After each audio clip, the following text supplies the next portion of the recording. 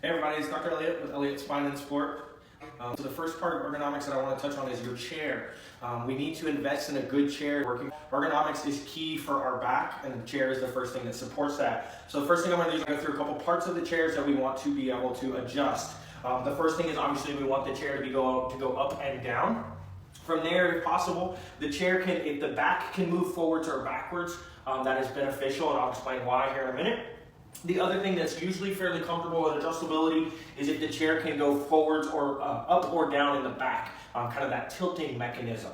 The only other last thing that we do need is if we can adjust the armrest. That makes it a little easier, different body styles, different people. I do encourage a lot of times actually just getting rid of the arms. It actually helps us a little bit, keeps us from getting lazy and rolling in.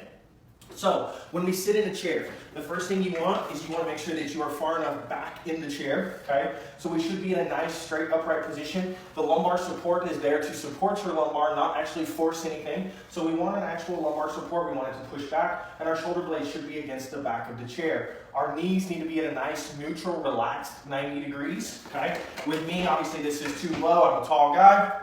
So we don't want the chair all the way down. We don't want the knees going unsupported here. And then we also don't want it all the way to the top where we're sitting on our tippy toes or we're straining or doing anything there. We want everything in a nice neutral position, okay? Then when you're sitting, again, we don't want this chair leaning backwards.